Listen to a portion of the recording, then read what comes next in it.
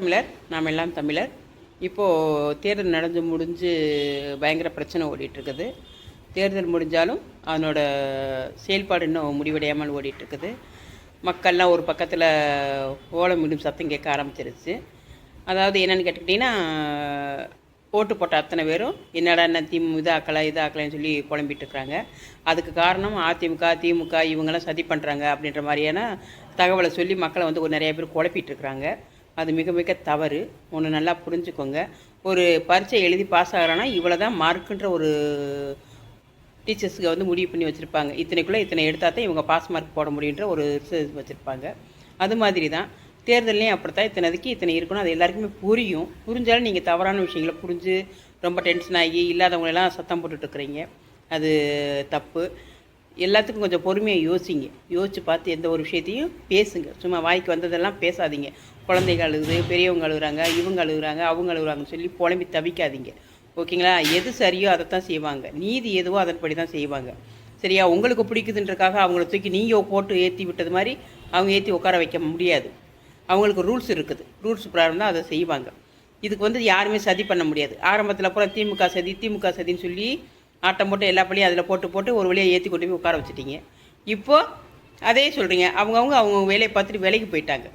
ஏன்னா அவங்க வந்து சீட்டு கொடுக்குறதுக்கோ முடிவு பண்ணி செயல்படுறதுக்கோ அவங்களால அது முடியாது. ஏன்னா அவங்களுக்கு நிறைய சட்ட சிக்கல் இருக்கும்.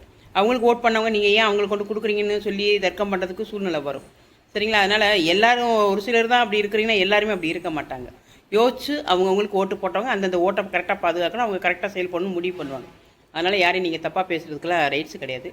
நான் இன்னொன்னே பதிவு பண்ணுறேன். நீங்கள் வந்து இப்போ யாருக்காக போராடி அழுது புலம்பி வீட்டுக்குள்ளே உருண்டு பிறண்டு கத்தியை வெட்டிக்கிறேன் கழுத்தை வெட்டிக்கிறேன்னு பேசுகிறீங்களோ, இப்போ இல்லைன்னாலும் ஓட்டு ஜெயிச்சு ஓட்டு எண்ணிக்கை அதிகமாகி லீடிங்கில் வந்ததுக்கப்புறம் இன்னும் ஒரு வார்த்தை கூட உங்கள் தலைவர் வந்து உங்களுக்கு நன்றியே சொல்லலை.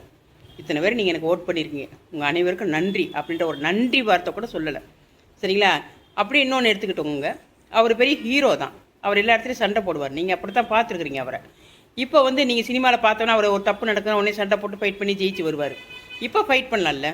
நீங்கள் அதனால் நினச்சிங்க ஒரு ஹீரோவுக்கு நம்ம அதனால தான் ஓட் பண்ணுறோம்னு சொல்லி ஓட் பண்ணிங்களா? அவர் எல்லாத்தையும் அடிச்சிருவார், எல்லாத்தையும் தம்சம் பண்ணிடுவார், எல்லாம் பண்ணிடுவான்றதுனால தானே ஹீரோன்றதுனால தானே நீங்கள் அவருக்கு ஓட் பண்ணீங்க. இப்போ ஏன் அந்த ஹீரோ அமைதியாக இருக்கார்? ஏன் இப்போயும் வாயை மூடிட்டே இருக்கார்? இவ்வளோ ஓட் பண்ண மக்கள் அழுது புலம்புறீங்க. உங்களுக்கு ஒரு நன்றி சொல்கிறதுக்கு அந்த வாய் திறக்கப்படலை. இப்போ இத்தனை சீட்டு வச்சுருந்தும் அவருக்கு சரியான ஒரு இது கொடுக்காமல் இருக்கிறாங்க. அங்கேயும் போய் ஃபைட் பண்ண மாட்டேங்கிறார். அமைதியாக போயிட்டு அமைதியாகவே வராரு. ஏன் ஃபைட் பண்ணாமல் வரான்ற ஒரு கேள்வி நீங்கள் கேட்கலாம்ல. அவர் ஹீரோவுக்கு போட்டிருக்கோம். ஹீரோ சண்டை போடணுமே, தப்பு செய்கிறவங்களாம் அடிக்கணுமே. அப்போ தானே தமிழ்நாட்டை காக்க முடியும். அப்படித்தானே நினச்சி நீங்கள் ஓட் பண்ணியிருக்கிறீங்க. ஏன் அதை செய்யாமல் மௌனம் காத்துக்கிட்டே இருக்காரு? கேட்குற கேள்வியிலோட கேட்கல. ஒரு ப்ரெஸ் மீட்டிங்கில் உட்காந்து இப்படிலாம் நடக்குது, இப்படிலாம் பண்ணுறாங்க, இப்படிலாம் இருக்குன்றத ஒரு வார்த்தை வெளியில் ஒரு மக்களாக இருக்கிற உங்களோட கலந்துக்கறல எந்த ஒரு விஷயம் பண்ணல. நீங்கள் நினைக்கிற ஒரு இதெல்லாம் ஒரு மாய பிம்பம். நீங்கள் நினைக்கிறதெல்லாம் வந்து அந்த மாதிரிலாம் வந்து செயல்பட முடியாது. இதே இடத்துல எழுதி வச்சுக்கோங்க. இதே இடத்துல இந்த சீட்டோட சீமான் என்கிற ஒரு அறிவாளி அங்கே போயிருந்தா நேரம் நடந்திருக்க கதையே வேறு. ஓகேங்களா? என்னென்னமோ பண்ணி எப்படியோ பண்ணி பாதி அரசியலே நடந்திருக்கும். பாதி அரசியலே நடக்க ஆரம்பிச்சிருக்கோம்.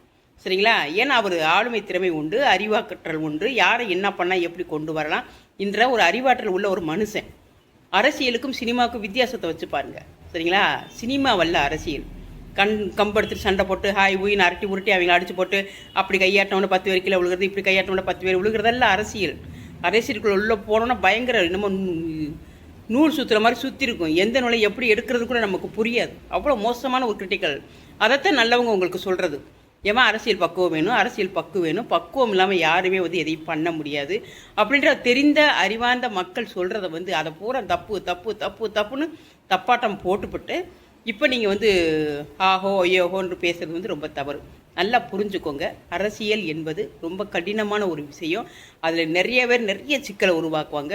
அது நுணுக்கம் தெரிஞ்சால் மட்டும்தான் செய்ய முடியும். அதனால் வந்து நீங்கள் தெரிஞ்சோ தெரியாமலோ ஒன்றும் தெரியாதவரை தூக்கி கொண்டு போய் அங்கே கொடுத்துட்டீங்க. எதுவுமே தெரியாத ஒருத்தரை தூக்கி கொண்டு போய் இவர் தான் சரியானவர், சண்டை செய்வார்னு சொல்லி நீங்கள் அவரை கொண்டு விட்டுருக்குறீங்க. அவரை பார்த்துக்கிறதுக்கே அவரால் முடியாது. மக்களாக இருக்கிறவங்களை கொஞ்சம் கூட அவரால் எதுவுமே செய்ய முடியாது. ஆனால் நீங்கள் சொன்னால் திருந்த மாட்டீங்க. பட்டா தான் திருந்துவீங்க. இந்நேரத்துக்கு ஒன்றும் உங்களுக்கு நன்றி சொல்லியிருக்கணும்.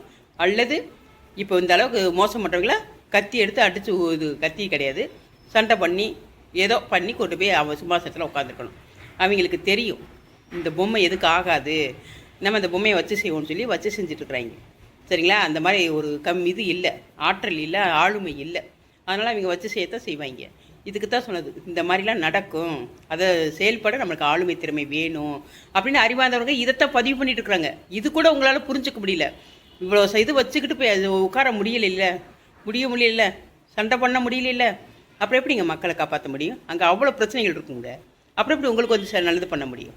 புரிஞ்சுக்கோங்க மக்களே, கொஞ்சமாவது புரிஞ்சுக்கோங்க. விஜய் என்பவர் கெட்டவர்னு நாங்கள் சொல்ல வரல. அவர் ஆளுமையாக நல்ல நடிகர், சூப்பரான நடிகர் தான். சரிங்களா? எல்லாருக்கும் பிடிச்ச நடிகர் தான். அது நடிப்பு வேறு, அரசியல் வேறு.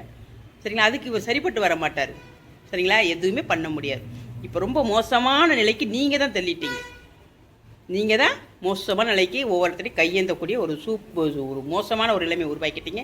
இன்னும் என்னென்னலாம் செய்ய போதும் தெரியல பாஜக, என்னென்ன திட்டம் செய்ய போதுன்னு தெரியல. இவன் உப்பு சப்புக்கும் ஆகாதவன், அதனால் நம்மளோட வச்சு செய்வோம்னு சொல்லி என்ன வேணாலும் பண்ணும். மக்களாக இருக்கிறவங்க ரொம்ப தவறு செஞ்சிட்டீங்க. அதுக்கான பலனை நம்ம அனுபவிச்சு தான் ஆகணும்.